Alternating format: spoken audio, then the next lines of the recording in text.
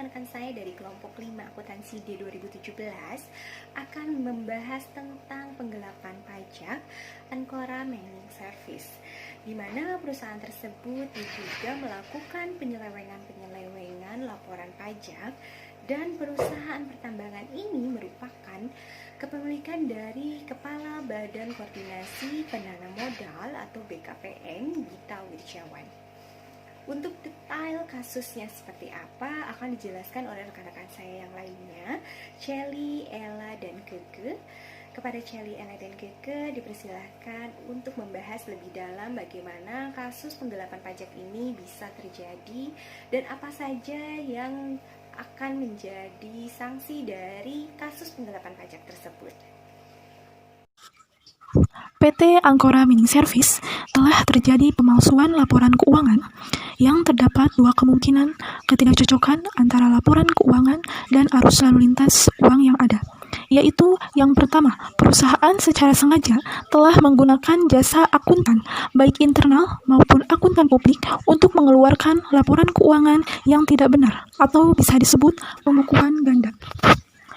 Kemungkinan yang kedua, perusahaan menjadi korban dari tindak kejahatan pemalsuan yang dilakukan sendiri oleh akuntannya. Akuntan yang dimaksud yaitu akuntan internal maupun akuntan publik. Hal tersebut bisa terjadi oleh keduanya karena akuntan internal yang membutuhkan penilaian kinerjanya sehingga melakukan kerjasama kejahatan pemalsuan laporan keuangan dengan akuntan publik. Di sisi lain, terdapat pelanggaran atas laporan keuangan yayasan yang terkait dengan perusahaan, yaitu Yayasan Ancora, di mana tidak melakukan laporan atas sumbangan dari pihak emisi yang melebihi 500 juta rupiah, yang diatur dalam Pasal 52 Ayat 2B Undang-Undang Nomor 28 Tahun 2004 yang memperbaiki Undang-Undang Nomor 16 Tahun 2001 tentang yayasan. Dan jika perusahaan terbukti melakukan hal yang diduga tersebut, maka dapat dikenakan tuduhan pemalsuan berdasarkan pasal 263 ayat 1, 263 ayat 2, dan 378 KUHP, di mana pengguna dan pelaku pemalsuan dapat diancam hukuman penjara selama 6 tahun. Selain itu, perusahaan dapat dikenakan hukuman atas penggelapan pajak sesuai pasal 55 Undang-Undang Nomor 5 Tahun 2011 tentang akuntan publik dan pasal 24 Undang-Undang Nomor 15 Tahun 2004 tentang pemeriksaan, pengelolaan, dan tanggung jawab keuangan negara. Selanjutnya, saya Celi Clarissa akan menjelaskan tentang sengketa pajak. Sengketa pajak adalah sengketa yang timbul dalam bidang perpajakan antara wajib pajak atau penanggung jawab pajak dengan pejabat yang berwenang sebagai akibat dikeluarkannya keputusan kepada pengadilan pajak. Sengketa ini dari masa ke masa ditanggapi oleh pemerintah dengan jalan lembaga penyelesaian sengketa pajak. Pada masa pemerintah Hindia Belanda, di negara ini ada badan penyelesaian sengketa pajak yang dibentuk dengan Ordonansi 1915 dengan nama Rod van Het atau disebut Badan Banding Administrasi Pajak. Undang-Undang Nomor 5 Tahun 1959 diubah menjadi Majelis Pertimbangan Pajak yang tugasnya memberi keputusan atas surat pemeriksaan banding tentang pajak-pajak negara dan pajak-pajak daerah. Berdasarkan Undang-Undang Nomor 6 Tahun 1983, MPP diberlakukan sebagai badan peradilan pajak yang sah dan tidak bertentangan dengan kekuasaan kehakiman sebagaimana tercantum dalam Undang-Undang Nomor 14 Tahun 1970. Undang-Undang Nomor 6 Tahun 1983 mengatur hal ini dalam pasal 27 ayat 1 yang berbunyi sebagai berikut. Wajib pajak dapat mengajukan permohonan banding hanya terhadap Badan Pengadilan Pajak terhadap keputusan mengenai keberatannya yang ditetapkan oleh Direktorat Jenderal Pajak. Selanjutnya, ayat 2 pasal yang sama menyebutkan sebagai berikut. Sebelum Badan Peradilan Pajak sebagaimana yang dimaksud pada ayat 1 dibentuk, permohonan banding diajukan kepada Majelis Pertimbangan Pajak yang putusannya tidak merupakan keputusan tata usaha negara. Seiring berkembangnya aturan mengenai pajak dan semakin meningkatnya potensi sengketa pajak, maka MPP dianggap sudah tidak memadai dalam melakukan penyelesaian sengketa pajak. Oleh sebab itu, pemerintah merasa perlu membentuk lembaga peradilan di bidang perpajakan yang lebih komprehensif dan dibentuk melalui undang-undang. Tujuannya adalah menjamin hak dan kewajiban pembayar pajak sesuai dengan undang-undang bidang perpajakan serta memberikan potensi hukum atas sengketa pajak. Putusan terhadap peradilan pajak dapat dijadikan pedoman dalam melakukan undang-undang perpajakan sehingga ketentuan-ketentuan di dalamnya dapat memberikan kepastian hukum dan keadilan bagi semua pihak. Maka berdasarkan Undang-Undang Nomor 17 Tahun 1997 dibentuklah Badan Penyelesaian Sengketa Pajak yang arah dan tujuan pembentukannya adalah sebagai berikut. Yang pertama, ada banding terhadap pelaksanaan keputusan pejabat yang berwenang. Yang kedua, ada gugatan terhadap pelaksanaan peraturan perundang-undangan perpajakan. Sekian dari saya. Terima kasih. Assalamualaikum warahmatullahi wabarakatuh. Teman-teman, nama saya Anar Hayati. Selanjutnya saya akan sharing mengenai penyelesaian sengketa pajak. Berdasarkan Undang-Undang Nomor 17 Tahun 1997, dibentuklah Badan Penyelesaian Sengketa Pajak atau BPSP yang arah dan tujuan pembentukannya adalah sebagai pemeriksa dan pemutus sengketa pajak yang berupa: pertama, ada banding terhadap pelaksanaan keputusan pejabat yang berwenang. Yang kedua, ada gugatan terhadap pelaksanaan peraturan perundang-undangan perpajakan di bidang penagihan.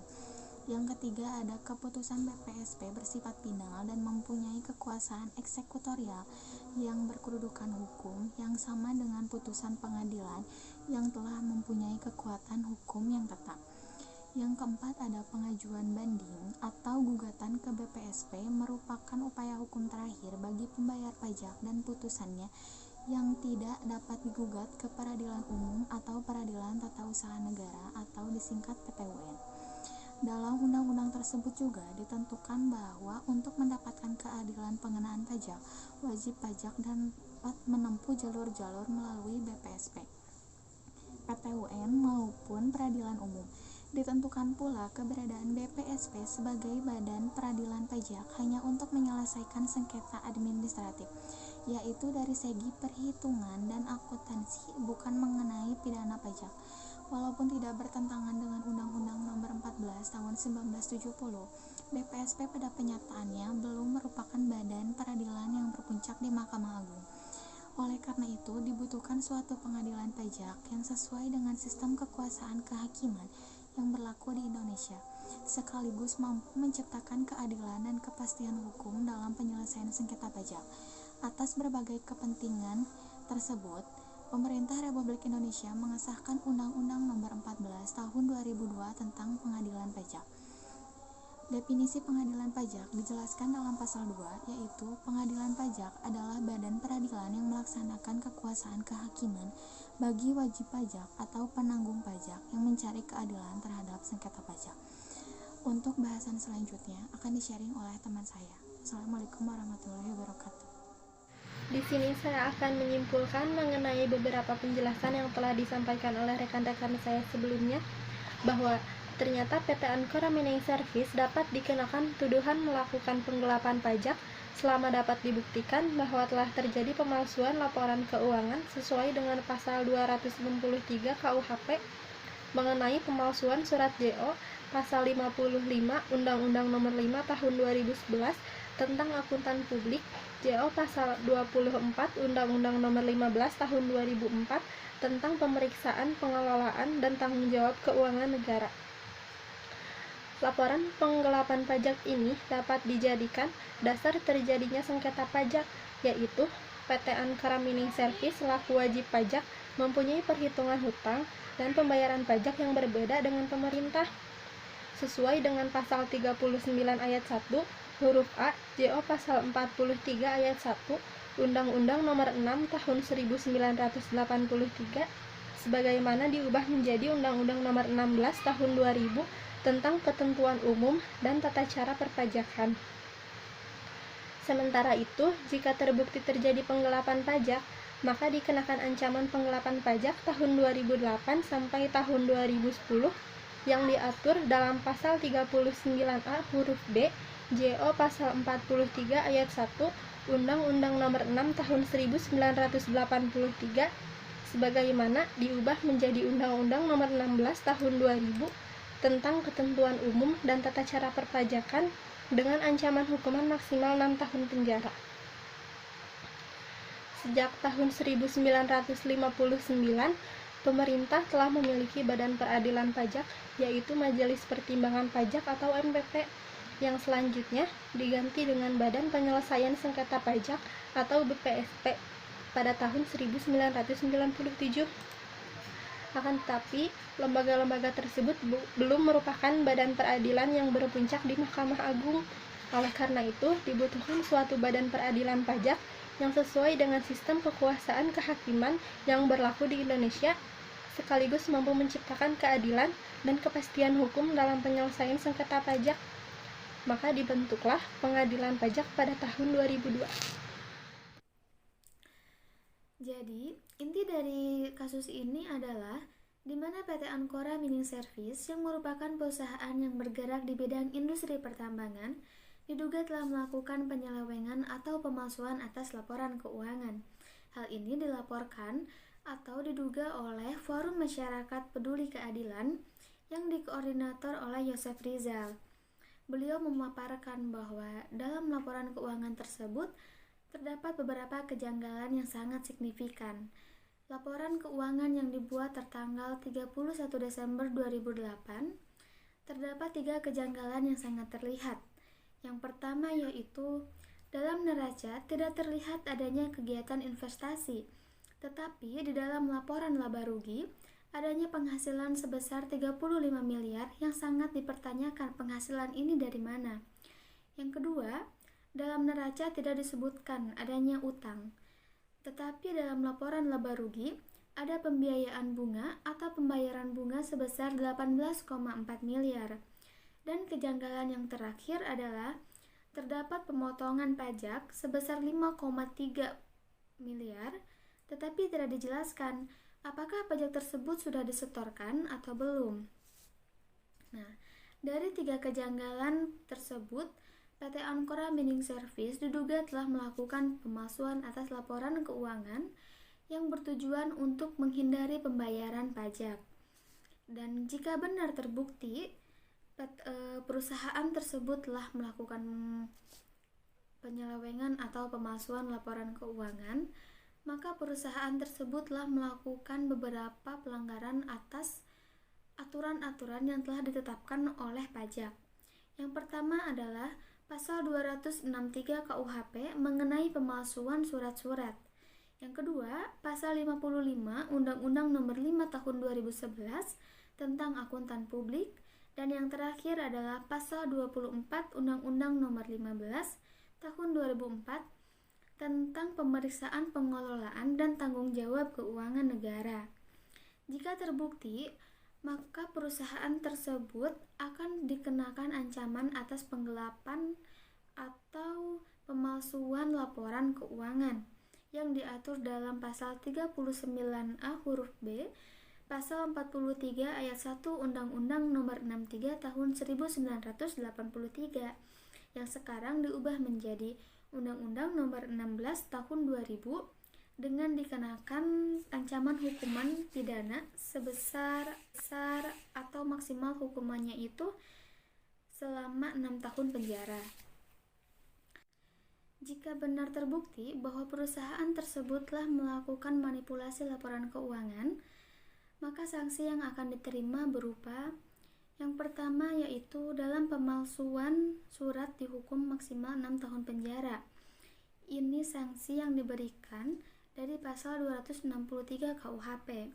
Yang kedua, didenda sebesar 500 juta karena dianggap sangat merugikan nama baik seorang akuntan publik. Ini sanksi dari pasal 55 Undang-Undang Nomor 5 Tahun 2011 tentang akuntan publik. Dan yang terakhir yaitu dikenakan hukuman pidana tergantung besarnya kesalahan, bahkan bisa 2 kali lipat lebih berat.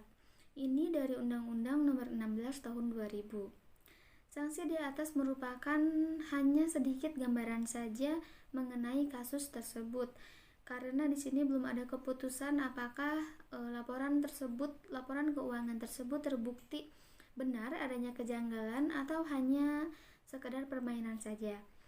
Tetapi di sini kita mengingat lagi, jika pelanggarannya semakin besar, maka sanksinya pun akan semakin besar, bahkan bisa berkali-kali lipat dari aturan yang telah ditetapkan. Berdasarkan pembahasan yang sudah disampaikan mengenai kasus penggelapan pajak PT Ancora Mining Service, ini akan menimbulkan beberapa saran untuk menanggapi masalah tersebut.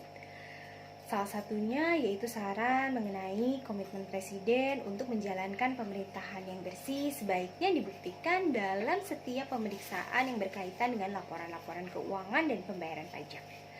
Seperti kasus ini yang notabene perusahaan tersebut adalah kepemilikan dari salah satu pejabat tinggi negara.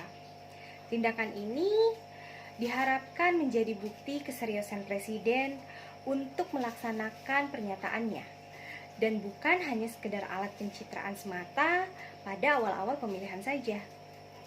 Dengan begitu, pemerintah masih memiliki sangat banyak sekali tugas besar untuk membuat wajib pajak dapat bersikap jujur dan memenuhi kewajibannya dengan benar. Sekian pembahasan tentang kasus penggelapan pajak PT Ancora Mining Service. Semoga dapat memberikan banyak manfaat untuk kita semua dan mohon maaf apabila ada kesalahan dalam pembahasan kami. Assalamualaikum warahmatullahi wabarakatuh.